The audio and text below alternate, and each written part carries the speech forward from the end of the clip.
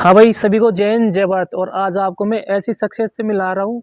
भाई के 11 exam clear है, जिसमें दिल्ली पुलिस सीपीओ का एग्जाम क्लियर है, जिसका अभी 2023 वाला एग्जाम था वो क्लियर है। यूपी पुलिस में 240 नंबर है। 2023 वाले से जीडी में भाई के 148 नंबर है। मेडिकल फिजिकल क्लियर है। दिल्ली और यूपी एआरओ वाला एग्जाम क्लियर है। ऐसे 11 एग्जाम क्लियर। ऐसे जीडी के 3 एग्जाम हुए थे 2021, 22, 23 तीनों क्लियर भाई के। तो ऐसे भाई ने 21 एग्जाम क्लियर कर रखे हैं और वो मैंने स्क्रीन पे लगा दूंगा, आप देख लेना। और भाई की पूरी जर्नी जानते हैं भाई ने कौन सी गलतियां नहीं की थी, कौन सी ऐसी स्ट्रेटजी अपनाई जो भाई ने 11 एग्जाम क्लियर किए। तो वीडियो आप पूरी देखना और बहुत कुछ जानने के भाई से मैं भी बिल्कुल प्रभावित हो गया इनसे। फिर इनसे बात की तो भाई चला आज वीडियो शूट करते हैं। तो भाई आप अपने बारे में बताओ, नाम क्या है, कहाँ के रहने वाले हो? भाई मेरा नाम रोहित धाकरे है और मैं आगरा से बिलोंग करता हूँ, यूपी से। अच्छा और मैंने 12th 2021 में करी थी। अच्छा और फिर मेरा स्टार्टिंग के 2-3 महीने निकल गए इधर कॉलेज वगैरह ढूंढने, डिप्लोमा वगैरह करने के लिए। फिर हमारा एक परम मित्र है, उसने हमें गाइड करा कंपटीशन के लिए, क्योंकि अगर उसने बोला कि 3 साल डिप्लोमा करेगा तो जॉब सिक्योर नहीं है, लेकिन अगर 3 साल कंपटीशन को देगा तो जॉब सिक्योर है हमें 100%। तो फिर मैंने उसी टाइम पर 2021 से स्टार्टिंग कर दी। 2021 में SSC GD के फॉर्म निकले थे जुलाई में, तो जुलाई में फॉर्म भर दिया। और उसी टाइम पे मतलब हल्ला चल रहा था कि यूपी पुलिस की वैकेंसी आने वाली है। तो 2021 में फिर GD का दिया हमने सबसे पहला पेपर।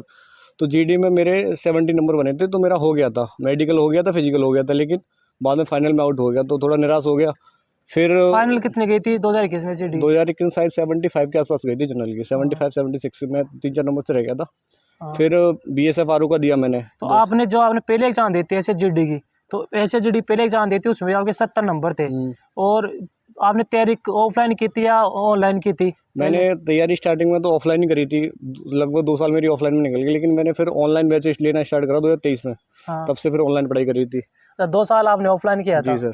तो ऑफलाइन आप रेगुलर जाते थे, है ना? हाँ, रेगुलर जाता था, तो वहाँ परमानेंट। पे आपने कौन सा कोर्स लिया था? जैसे एसएससी का कोर्स खरीदा था या फिर वो कौन? कंबाइंड कोर्स था, मतलब उसमें सब कुछ पढ़ा था, GS। फाउंडेशन बेस हाँ, था। फाउंडेशन मैथ हिंदी सब कुछ, और मैथ भी मतलब GS सब कंबाइंड ही पढ़ाया जाता था। तो आपने पहला एसएसजीडी का दिया, उसमें 70 नंबर थे। उस एसएसजीडी के बाद कौन सा एग्जाम दिया? SSC GD के बाद मैंने BSF RO का दिया 2022 में। हाँ। उसमें मेरा हो गया था मेडिकल भी क्लियर और फिजिकल भी क्लियर, लेकिन मैं फाइनल में आउट हो गया था।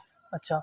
और जैसे आप तैयारी में लगे तो बच्चे कोचिंग जाते हैं ऑफलाइन, तो उनको मैथ समझ में नहीं आते, तो मैथ में आपके साथ क्या सा सीन था शुरुआत में? मैं मैथ में तो अब यही है कि 12th लेवल से और कंपटीशन के लेवल में बहुत अलग है, तो मतलब उसमें 12th का तो कोई मतलब ही नहीं है। स्टार्टिंग में मैथ मेरा भी 0 ही था, लेकिन मैंने धीरे धीरे पढ़ना स्टार्ट करा।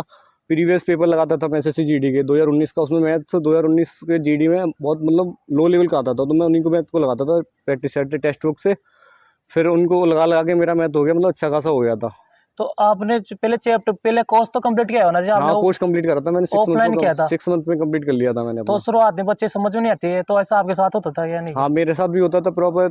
फिर मैं थोड़ी हेल्प लेता था, मेरा एक दोस्त था, उससे पूछता मैं, यहाँ तक कि उसके घर पे भी जाता था जो चीज़, क्योंकि मुझसे 1 साल पहले से पढ़ रहा था। हाँ। तो मैं उसके घर पे भी जाया करता था, और उससे जो चीज़ नहीं आती थी उसे क्लियर कर लिया करता था। और प्रैक्टिस सेट लगाता था, उसमें जो क्वेश्चन नहीं आते थे उन्हें ज़्यादा ध्यान देता था, उन्हें कर लिया करता था। अच्छा, आपने पहले कंप्लीट मैथ पढ़ी, उसके बाद आपने प्रैक्टिस सेट लगाए, मॉक टेस्ट लगाए। जहाँ मॉक टेस्ट आज तक आपने कितने लगा दिए होंगे? मॉक टेस्ट तो भाई अनलिमिटेड, लगभग मैं बता रहा हूँ अंदाजे से कम कोचिंग में कम से कम 200-250 मॉक टेस्ट लग चुके हैं मेरे। कोचिंग में लगे थे और ऑनलाइन? ऑनलाइन मैंने मॉक टेस्ट 3 बार सब्सक्रिप्शन ले लिया टेस्ट बुक का, 1 साल का मैंने।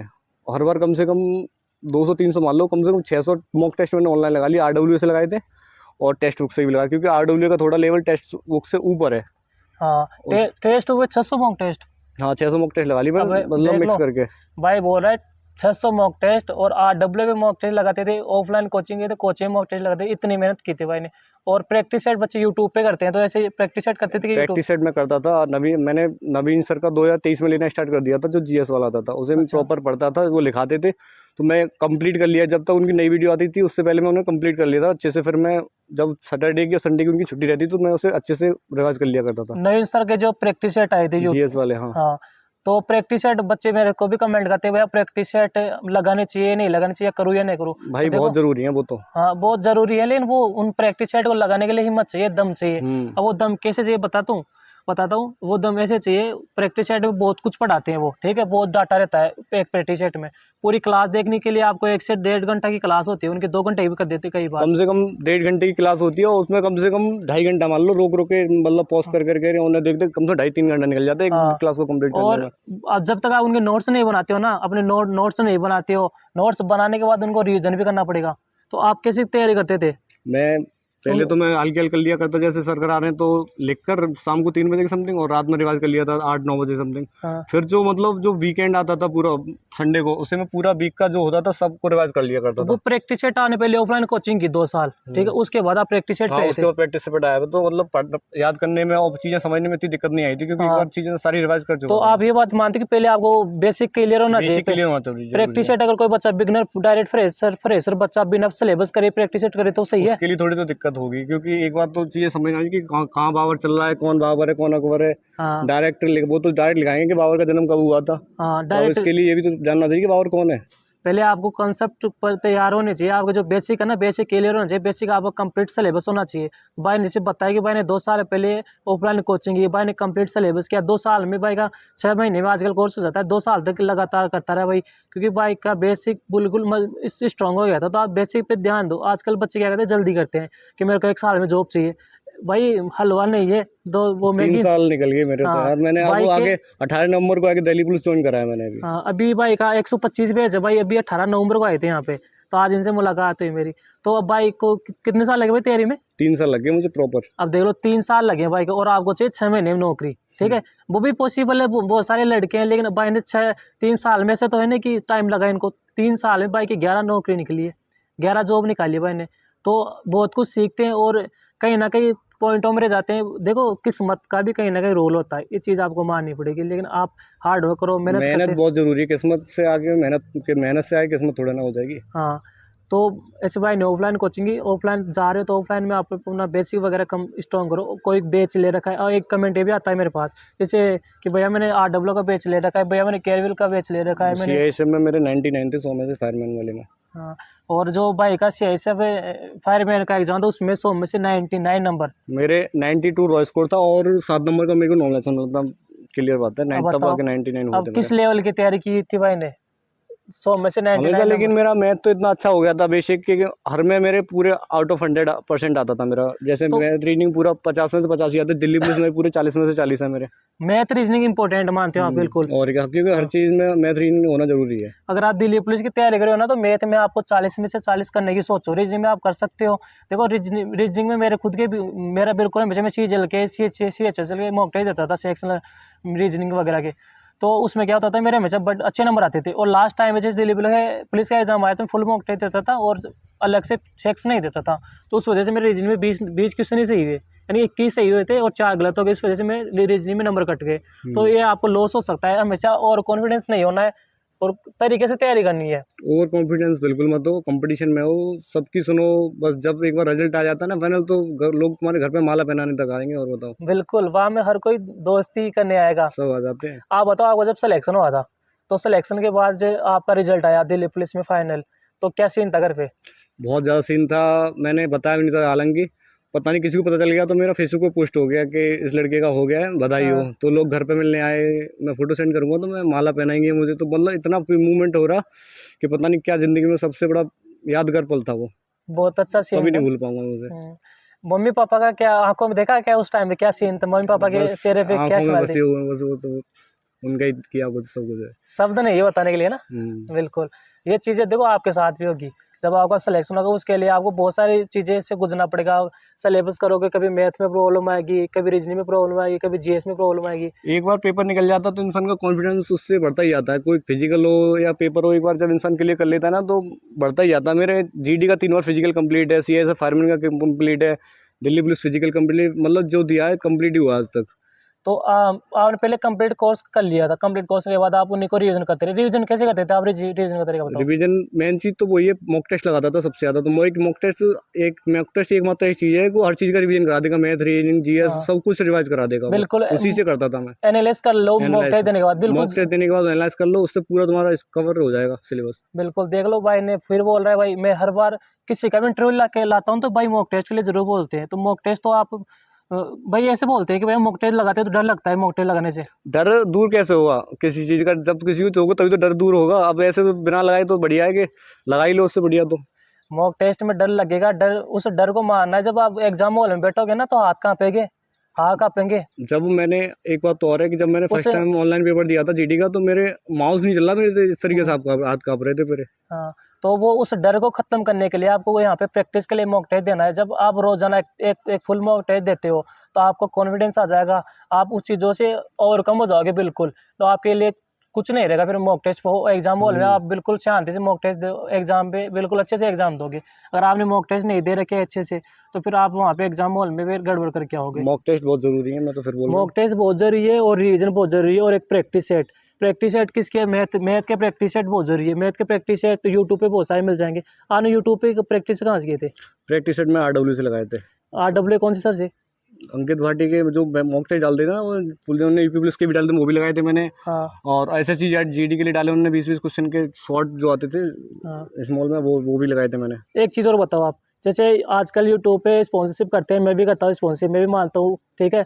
तो स्पॉन्सरशिप करते हैं कि आप ये बुक खरीदो वो बुक खरीदो, तो आप ऐसे स्पॉन्सरशिप दे के नई नई बुक खरीद देते क्या? नहीं, मैंने तो आज तक नहीं कभी खरीदी। मैं तो बस यही है कि 1-2 बुक मैंने येलो बुक ली थी अंकित भाटी सर की, हाँ और एक मैंने जीएस की किताब और ली थी, उससे कंप्लीट करा था। और मैथ मेरे पास RS अग्रवाल का, तो वही मैंने लगाया 2-3 बार। हाँ, मेहता ने RS अग्रवाल लगाई थी। हम्म। तो देखो आजकल आपकी ये चीज़ भटकाव बहुत होता है बच्चों की लाइफ में, ठीक है। मैं आपको अपना परिवार मानता हूँ इसलिए बता रहा हूँ। स्पॉन्सरशिप मैं भी करता हूँ, ठीक है, मैं भी करता हूँ बुक्स वगैरह की। बुक्स से कोई कोई बुरी नहीं होती है, लेकिन आप भटको मत, अपने सोर्स लिमिट रखो। जैसे भाई ने बताया मेरे पास 2 या 3 किताब में उन्हीं को बार बार पढ़ता रहा, आपने एक बार डिसाइड कर लिया मेरे को। 4 किताब बढ़िया पढ़ने से बढ़िया है एक किताब को 4 बार पढ़ा जाए तो बहुत ज़्यादा सही रहता है। हाँ, एक बार अपना डिसाइड कर लो कि मेरे को कौन सी बुक पढ़नी है। एक बार डिसाइड कर लो कि मेरे को ये बुक पढ़नी है, इस बुक को बार बार पढ़ना है। एक बार सबसे पहले जब तैयारी में आते हैं तो ये डिसाइड कर लो कि मेरे को ये बुक ही पढ़नी है, इसको बार बार पढ़ना है। फिर नई नई बुक मत खरीदो, फिर आप क्या करते हो, बुक ले आते हो मार्केट से। मेरे और पास तो एक स्पीडी की थी, जो रेलवे की आती है येलो वाली। हाँ उसी को मुझे ये नहीं पता मैंने कितनी बार पढ़ा है उसे, मुझे अब तक कंफर्म बता रहा हूँ, मुझे यही नहीं पता कितनी बार पढ़ा है मैंने उसे। अच्छा, स्पीडी जीके के लिए हाँ, थी क्या? जीके के लिए। हाँ, हाँ, जीके की स्पीडी की बहुत मेरे पास मैसेज भी आते हुए, स्पीडी कैसी है, स्पीडी की अच्छी बुक है। मैंने स्पीडी की बुक से करंट अफेयर पढ़ा था। करंट अफेयर कहाँ से किए थे आपने? करंट अफेयर मैंने कुमार गौरव से पढ़ी थी, उससे भी मतलब उससे भी मेरा बहुत फायदा है। वो करंट अफेयर तो कंप्लीट कराती है वो साथ में, और वो जीके जीएस जो नॉर्मल आती है वो भी मतलब उससे पूरा कवर हो जाता है। हाँ, करंट अफेयर के लिए आप कुमार गौरव सर को फॉलो कर सकते हो। और करंट अफेयर ही नहीं पढ़ाते वो करंट अफेयर के साथ जो इंपॉर्टेंट चीज़ें पढ़ाते हैं ना, स्टैटिक जीके पोर्शन और सब्जेक्ट को कवर कर लेते हैं। बाय वो जीएस पढ़ा देते साथ में स्टैटिक जीके, यानी बहुत सारे ज्योग्राफी पॉलिटिक्स सारे सब्जेक्ट को लपेट लेते हुए एक ही वीडियो में। हाँ, एक ही वीडियो में हाँ, बात तो है। तो उसमें जो वो पेन से लिखाते हैं ना, नोट कराते हैं, जैसे ललन टॉप हो गया, ठीक है, ऐसे वो उनके है वो लिखाते हैं। तो ललन टॉप आप जब क्लास लोगे तो आपको पता चल जाएगा, तो आप उनको नोट करना है, तो उनको रिविजन करना है। और भाई ने एक नवीन सर के प्रैक्टिस सेट बता दिए, तो प्रैक्टिस सेट का बता दिया, आप उनके प्रैक्टिस सेट तभी लगाओ जब आप में उनको नोट करने का दम हो, ठीक है, नोट करने का दम हो और उनका नोट करने का दम हो और बार बार रिवाइज करने का दम बार हो, बार तभी, वरना रिविजन लिखने करो। से कुछ नहीं हो रहा। लिखने से कुछ नहीं होगा, नोट करो रिविजन करो, तब तो वो प्रैक्टिस सेट आपके लिए है। वरना आप अपना, और उस प्रैक्टिस सेट लगाने से पहले आपका कंप्लीट सिलेबस होना चाहिए, इस बात का भी ध्यान रखो। मेरा सीपीयू 2023 भी क्लियर था, लेकिन फिजिकल मेरा सेम डेट को था। दिल्ली पुलिस का डीवी था उसी दिन फिजिकल था, तो मैंने फिर फिजिकल स्किप कर दिया उसका। हाँ, अब भाई का CP एग्जाम भी क्लियर है। तो देखो अब यार भाई ने बहुत मेहनत की है। और भाई जब पढ़ाई करते हैं ना तो मनोरंजन क्या क्या करते थे आप? जैसे मैं तो सब कुछ करा है अपनी लाइफ में। मनोरंजन, क्रिकेट का शौक है तो क्रिकेट भी खेली है, और बाकी रिलेशनशिप में भी रहा हूँ मैं स्टार्टिंग से ही। अच्छा, पर चीज़ें टाइम पे मैनेज करी है मैंने, ऐसी नहीं कि एक ही चीज़ के पीछे भागो। हाँ, टाइम रहते सब कुछ मैनेज करा है। सब पढ़ाई कुछ भी करी, मैनेज करो। पढ़ाई अपनी जगह, वो चीज़ अपनी जगह बस। हाँ, सब चीज़ को टाइम दो। देखो इंसान का खुश रहना जरूरी है। आप खुश रहोगे ना, आपका मेंटली अच्छा होना जरूरी है। मेंटली खुश रहोगे तो आप हर चीज़ टाइमली कर लोगे। आपको जिस चीज़ से खुशी मिलती है आप वो चीज़ करो, लेकिन उसका टाइम फिक्स रखो कि मेरे को इस चीज़ को इतना टाइम देना है, इस चीज़ को इतना टाइम देना है। ऐसा नहीं कि अब किसी पीछे भाग रहे हो तो उसको 2-2 घंटे दे रहे हो, मैसेज कर रहे हो, ऐसा नहीं होना ऐसा चाहिए। मत करो, अपना हाँ भी तो देखो लाइफ में क्या करना है। वो भी तुम्हें तब तक तुम्हारे साथ है जब तक तुम बेरोजगार नहीं हो। अगर रोजगार तुम्हारे पास होना चाहिए उस चीज़ के लिए भी। हाँ, तो यही है, अपना फ्यूचर देखे चलो कि आज से 2 साल बाद मेरे को मेरी लाइफ कैसी चाहिए, आज के 2 साल बाद मेरी लाइफ कैसी होगी, मेरे को क्या क्या मिलने वाला है। और जो स्ट्रगल है ना, ये सबकी लाइफ में है, भाई की लाइफ में भी था, मेरी लाइफ में भी था।